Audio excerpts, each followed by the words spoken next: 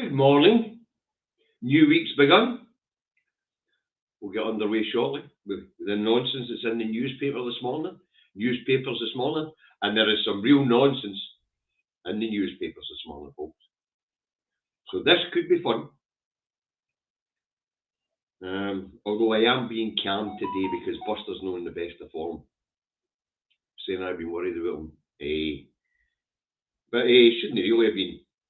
Every now and again I'll take him for an epic walk, and he normally manages no bother.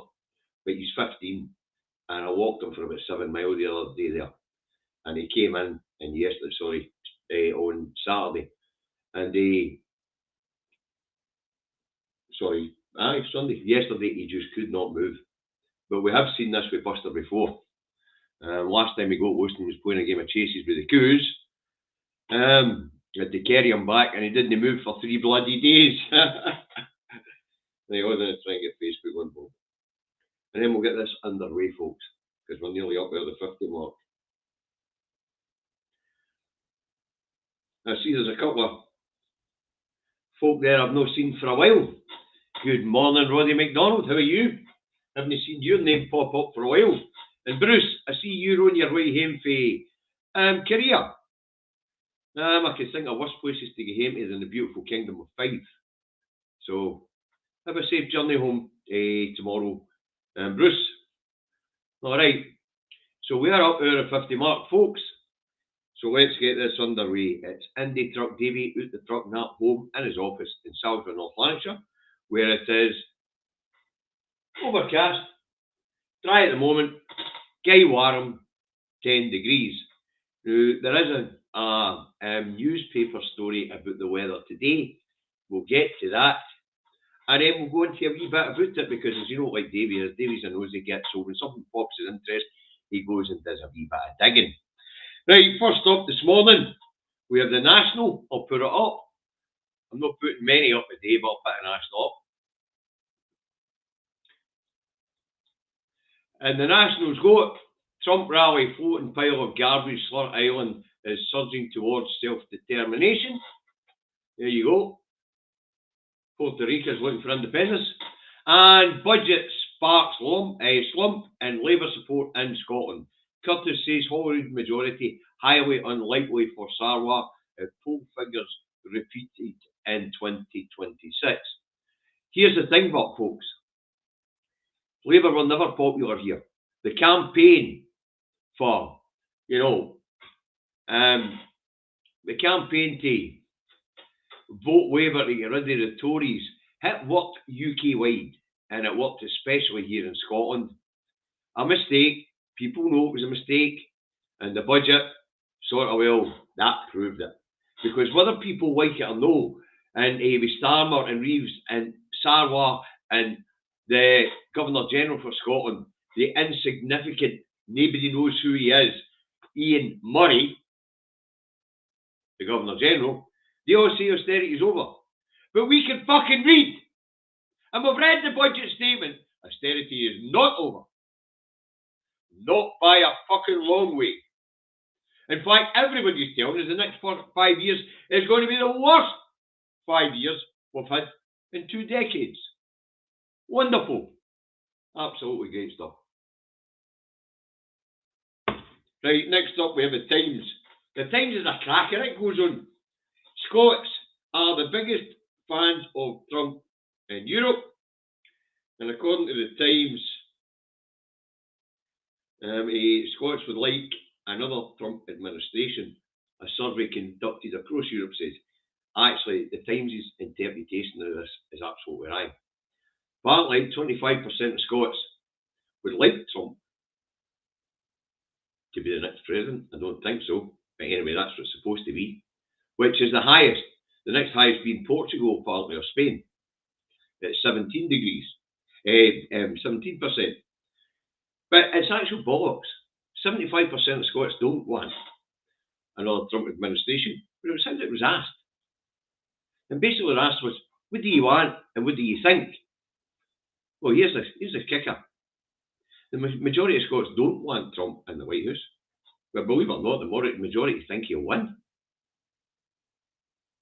The majority here in Scotland thinks that Trump's going to win that election tomorrow. And it fucking better, he better know. He bloody well better know. He's not ruining my fucking birthday. The orange-skinned, wig-wearing big baby. Wow. And the other headline in the Times is that Dyson does not like the budget. Dyson blasts spiteful budget. Now, according to billionaire, expat, who supported Brexit and then moved his whole company to Singapore to avoid Brexit, he's not happy. He thinks the rich are getting by hooky scalp. Dyson, you get a fucking light. You get a really light. Especially if you don't have that many employees here in the UK. Yeah, okay. Right, the Telegraph Weed Zone. Reeves. We can't afford to let farmers die tax-free. So it appears the government want to tax the land off the people who produce our fucking food. I don't know how often I've got to say this, but these people are economic fucking illiterates. We're all skint. They're going to price the farmers out the market. We're going to have to eat shite imports, if we can get them in, at huge inflated costs. The question I've got to ask is, over the last fucking 16 years, 17 years, why is it that both these governments in Westminster are determined, and I mean determined to close down this economy? What is the end game? Because this economic illiteracy that we see, there must be a purpose to it.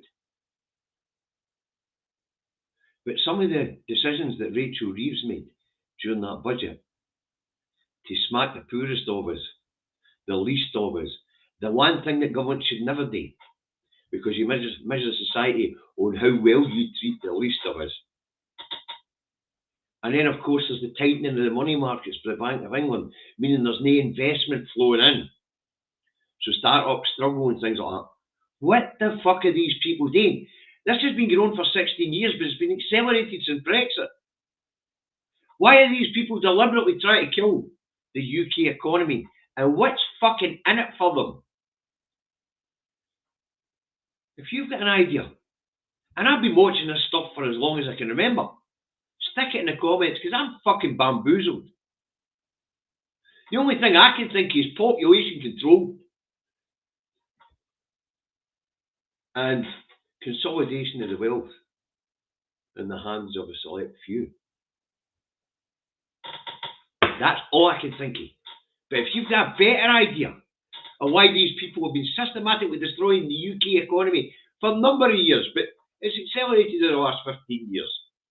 Well, let's say since 2008 and the crash. That's 16 years. So if any of you have got any idea why they're doing it, stick it in the comments, will you? Because I'm fucking bamboozled.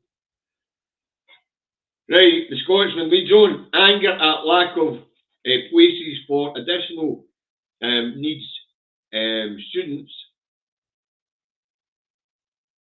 in schools, apparently. I thought the idea was that they put the special needs centres in ordinary schools, and the special needs teachers were in the ordinary schools to assist the children through ordinary education. So we did away with stigma. I thought that was a plan. Of course, additional needs teachers, special needs teachers, they're thin on the ground. But so's everything else. When you treat public servants the way you treat them here, then they fuck off to Canada, Australia and New Zealand, where they get much better deals, much better pay, much better work-life balance, and much better fucking weather. Wow. Yeah. And the other headline in the Scotsman is Badenoch says partygate was blown out of proportion and the fines were wrong. Eh? Miss Badenoch. You should have all been in the fucking jail. We couldn't bury our fucking relatives or hold their horns as they left this fucking country. Or your country, England. Or Wales. Or Northern Ireland. But you could fucking party. Kids were getting fined thousands of pounds for getting together. And young people desperately need to socialise. But yous old farts were getting pissed as a fart and sticking two fingers up to the fucking lotties. Overblown and fines were too much. You shouldn't have been in the fucking jail. Tell you this could get fucking exciting this morning. So, this is all about Kimmy telling us on the telly, Miss Badenoch, that she's an honest politician. And while she's telling us an honest politician, she tells us she lied through her teeth about Brexit and that the Conservatives had to be more honest about things. She personally lied about Brexit. She personally went out and defended Boris Johnson and his fucking parties. An honest politician. Couldn't he fucking spell honest? Neither could the other one that could have became the head of the fag end of the Conservative and Unionist Party. Honest Bob Jenrick. Fucking honest. Couldn't he spell it? Right, the Daily Mail has hundreds of Scottish pupils caught with weapons in classrooms, according to the Mail. 129 kids took weapons to school. And it's an epidemic, according to the Mail. I'm going to put this up, kids. Alright, just give me a wee second, kid. I'll have a look and see what one it is. This one. You know what I come up? I go and do a wee bit of research when something doesn't fucking smell right to me. So let's have a wee look at this. Mind the number here, we're talking about kids that had their penknives at school. 129. Okay. This one. I'll stick this up for you. According to Scotland's 2022 census, there were 832,300 people under the age of 16 in schools in Scotland. Alright, so let's take that down. So out of 800,000 kids in school every day, 129 of them took a weapon to school. Anything could be described as a weapon, depends on how you view it. In my day, every second boy had a penknife in his fucking pocket. Everybody had a penknife, actually it was a practical tool. But now they're offensive weapons, of course. But 129 kids out of 829,000. And they're calling it a fucking epidemic. Need a bit of reality and a bit of proportion thrown into some of these fucking stories. 829,000 kids in school, and only 129 of them took their penknife to school. Or some other form of bat or club. Probably for playing fucking sports, actually. Mark Nelson, let's talk about a 10% fiscal deficit which makes independence economically unviable. Fuck's sake, we get some idiot trolls on this fucking site, don't we? You seem to be a bit thick, Mark, so let me make it clear. By law, Scotland runs a balanced budget, and prior to devolution, we got fuck all to the Scotland office to run this country. A deficit. There was 400 billion in oil alone. Never mind the fucking whiskey tax revenue, you thick fucker. Get off the stream. I'm already in a bad fucking mood. Donkey. Fucking 10.4% deficit. That's made up of fucking debt apportioned to us by the country that's running the fucking debt up next door. We don't have any debt, you fucking idiot. Wow. Who let the loony out the fucking asylum to annoy me this morning? Mods, fuck him out the door. Don't want fucking idiots on the channel. Wow. fucking half-wit and economic. See, Mark Nelson, the unionist there, he's the reason why the economy is the fucking state it's in. He's as thick as mince. Mods, fuck him out the door. Wow, I don't need this shit on a Monday morning. I've got enough shit in the rags. Anyway, the Herald goes on 600,000 people waiting for social care in Scotland. So I thought, let's get a wee bit of fucking reality booted into this one and all, shall we? So let's put this up.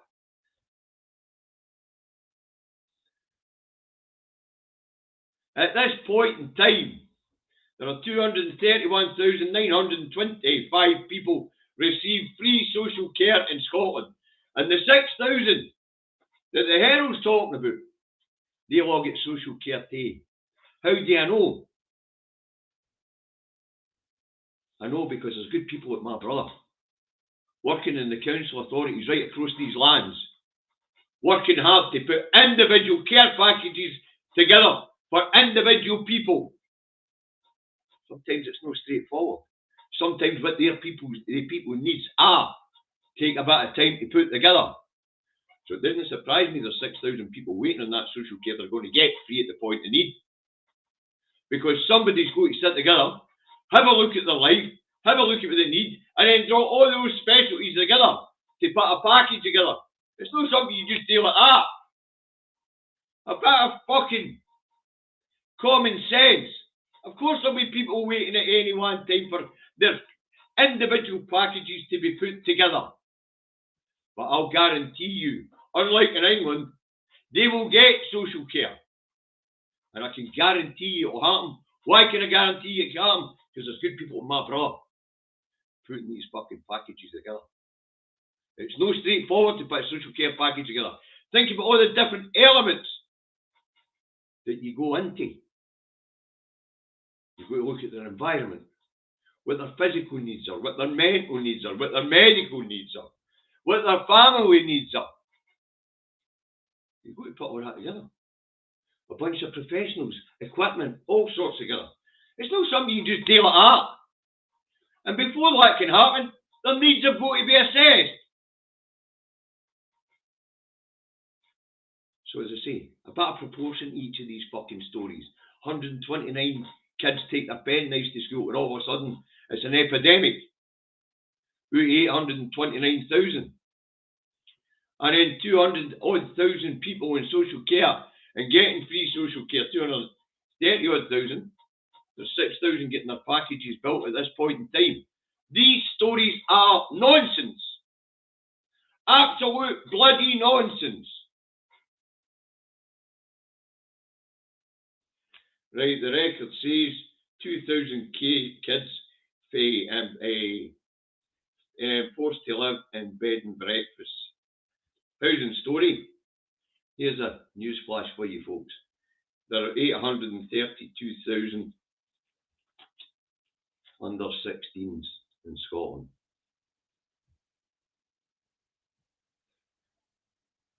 Notice the number of people and kids in schools are a bit higher, but some kids stay on 18, as you know. And out of that 2,000 are in temporary accommodation. Now that's a complicated story, but one we can put squarely at the door of the Labour Party here in Scotland. But we'll get to that bit of the story in a minute. Now the other part of the story is there's many reasons why kids end up in temporary accommodation.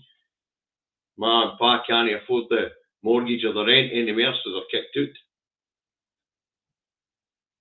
Or they were living with a relative and the relationship broke down. Many reasons. They split up with a marriage. But in this environment, it's normally economic hardship. But why do I say you can lay the blame of this straight at Labour's door?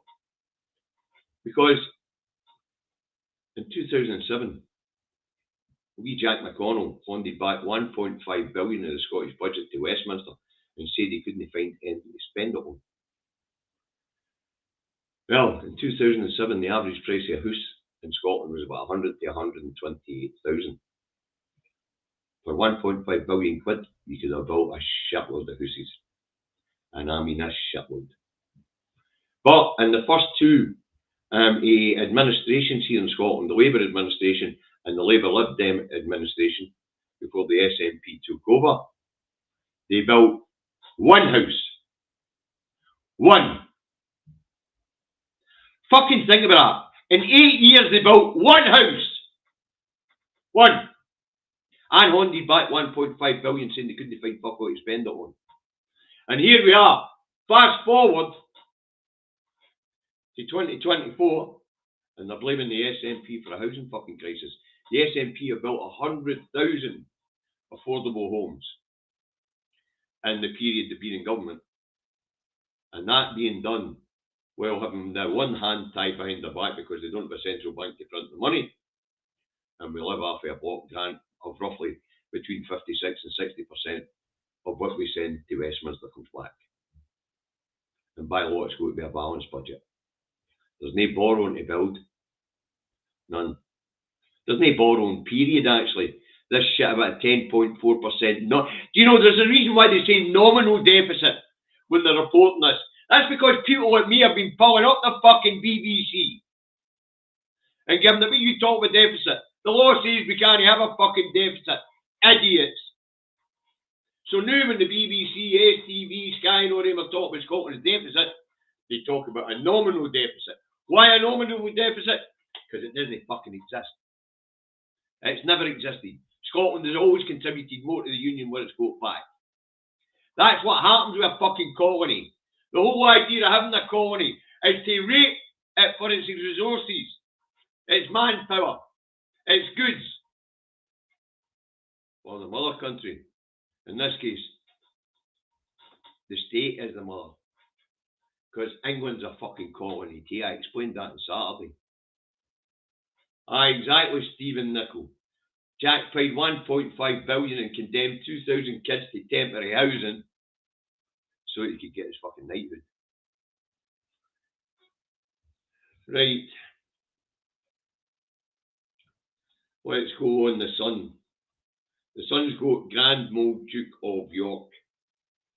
And the story says that pedo Prince Andy, his mansion is mouldy in 40 bits, but he can't fix it because his adulterous brother, Charlie, has cut him off and stoked his £1 million. Grant. So there you go. The headline, I'll fix it for the Sun. Adulterous sausage-fingered overprivileged Pratt cuts off his pedo brother. There you go. Sorted that fucking headline right out for the Sun. Right, according to the Metro, Spanish royals face flood fury. King of Spain made it rain in the plains. Nah, nowhere in that shite. Nowhere in that shite at all. I didn't know the King of Spain was in charge of weather. Tell you what does worry me about the floods in Spain. The area at White Toot, 44% of our fresh produce comes from that area. 44%. So expect price hikes and food shortages. Because all the glass houses that they grew all that food in to keep us going all year round go wiped out the floods, folks. So inflationary pressures will be back. Okay. And the eye has a more honest analysis of the survey mentioned where it said Scots, the highest number of Scots in Europe want Trump to get a second administration. And it says majority want Harris, but most think Trump will win. So that's reflective right across Europe, by the way. The majority don't want a Trump administration, but unfortunately, us all being pessimists right around Europe, it is a case of, we all think Trump's going to win one way or another, because that's what the money wants. We'll even get Elon Musk offering people money to vote for Trump. That fucking idiot should be in the jail. That's electoral fraud. Electoral manipulation on the highest scale. Right, now I am going to put this one up because we all love the Daily Star. And this one is quite serious, actually. So it is. Even though the Star doesn't mean it that way. But it really is quite serious. And I did a bit of background into this story, and I don't normally, I just laugh at Star headlines. Anyway, record 21 degrees weather as bonfire week heats up. Pew. Is it me, or is it very warm for this time of year? Normally I'd be pissing myself laughing at this. Normally I would. I would be rolling about laughing at this headline. But I'm no. Because you know what I come on, when something sparks my interest, I go and have a look. And I went back for as long as I've been alive, folks. So the tail end of the 60s, the 70s, the 80s, up to the mid-90s. Scotland had a hard frost from October through to February. Sometimes lasting into March, even April. So end of September, right through, there'd be a hard frost. Yep, there'd be days when the temperature was above zero, but you couldn't put your fucking spade very deep into the ground. You could say that Scotland almost had a winter permafrost. And that's in my lifetime. So if you want truth that global warming is real, we've had 2 frosts this year and they haven't been hard. And I live in the top of a fucking hill. Anybody in the cities know had a frost. Anybody at the coast hasn't had a frost. I mean, a whole year in Scotland without a hard frost. And let's face it, tomorrow's bonfire night. The night everybody celebrates my birthday with fireworks. And hey, ain't fucking frost. This is serious, folks. And I mean that. And much as you people there will be of the same age as me, or thereabouts. You know I'm telling the truth here. But you don't need to believe me. You can go and do what I did and have a dig. And but when I come onto this planet, right up to the beginning of the mid-90s, Scotland had a frost from October through to March. February, March. It started to change sort of beginning in the 90s. It was getting warmer and wetter. And the summers were getting drier and warmer. Just think about it. And then getting into 2000s. First decade of the 2000s was fucking roasting. I should know it, look. And it's got consistently warmer and wetter. We all like a chuckle at the stars. Headlines. At 21 degrees on the 5th of November, just fucking nuts. So if you wanted proof that global warming is real, well, that's it. That is it. That headline, the Daily Star, should be taken serious for a fucking change. There you go, folks. Mind, if you're celebrating my birthday tomorrow with your fireworks and your fires, buy some silent ones. The pets don't like them. You know, a firework display isn't quite the same as the bangs. I agree. But at least the colour's there. And we can bring up a generation of kids that are throwing up soundless fireworks. And that way, the wildlife and our beloved pets will have a better night. Right, that's it for the day. As I said, we started the week with some right fucking nonsense in the press. And I've proved it. I've given you a bit of proportion to some of these nut job stories that are in the press today. Didn't draw the figures out of fucking fresh air. I went to the government for them. What was the best source? Unless you're going to Westminster. Don't ask the government. You don't even ask the Scottish government. Jump into the fucking records. Jump into a library. It's easy. Very easy to get the information. Your search engine will find it for you, for fuck's sake. Just pick the source which you think is more reliable. Me, if I'm looking for a figure, I just type into my search engine, it'll bring up the Scottish government figures. Works for me. And then I'll go and have a look at the background, where these figures came from. Because that's how my mind works. Right, you guys look after yourself. I'm going to go and have a wee look, see how my beloved dog is. As I say, he's mobile again today. He wasn't mobile at all yesterday. He got up in the morning, had a wee walk about, went into the kitchen, had a drink, lie down. Hasn't moved since. So I better try and coax him out the door. But see, he's up on his mobile again this morning, so that's a good sign. We're off. Look after yourselves. See you at 4 o'clock this afternoon with the other Davy.